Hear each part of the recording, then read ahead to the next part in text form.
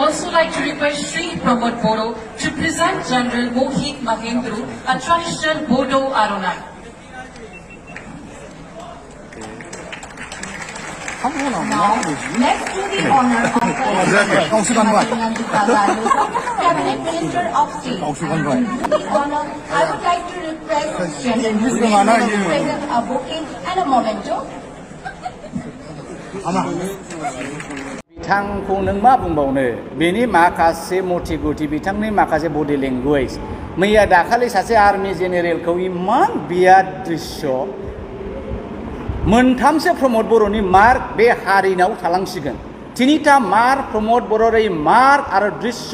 এই অসম বাকি পৃথিবীর মানুহ কেতিয়াও পাহৰিব নোৱাৰে এক নাম্বাৰ মাৰ্ক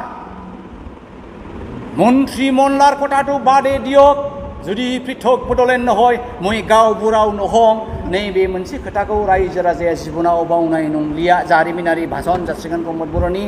आरो দ্বিতীয়টো আমাৰ দফাবিলা যি আকাৰে আকাৰে যদি ৰূপায়ণ নহয় বিটিআৰ ৰেকৰ্ডৰ দফাবিলা যদি আকাৰে ৰূপায়ণ নহয় মই এজন ডাঙৰীয়া কৈছে বিজেপি তোমাৰ চিতলায়াও চোতালত গৈ মই সুইচাইড কৰিম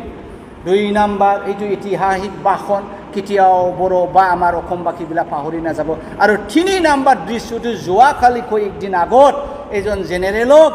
একে মায়েগৰ এংকৰে ইমান স্পষ্টকৈ কৈছে যে Pramod Boro may I request you now to please welcome general সাহাব with our traditional Boro aronai Pramod डाङरिया request करिছে জেনেৰেলক আৰণাই দিবলৈ কাৰণে আৰু জেনেৰেল ডাঙৰীয়াও নিজৰ মাথাটো থলত বনাই আগবাঢ়ি আহিছিল বেচা আৰণাই পাবলৈ নিজকে আলাই দিলে আৰণাইটো প্ৰমোদ বড়োই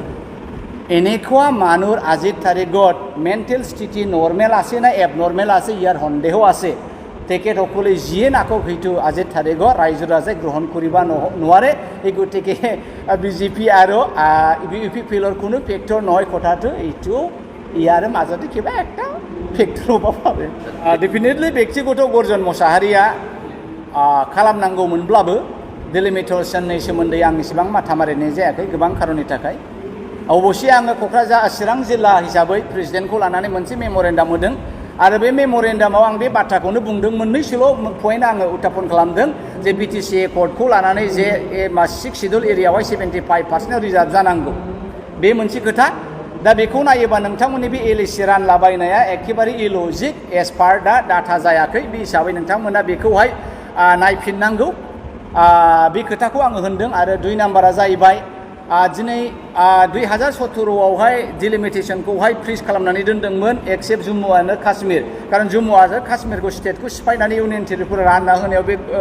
गोनांथि जादोंमोन नाथाय आसामाव 2026आवनो जुदि अल इन्डिया बिसायाव जाखायोब्ला नोंथांमोना बेखौ मानो हाथा खालामदों निश्चय बिजेपिनि माबा मोनसे एजेन्डा थाखोमादों आरो बे दिनै गर्जननि बुंनाय नङा फ्राय मोनफ्रोमबो जनगोष्ठीनि रायजो राजाफ्रानो बुंदों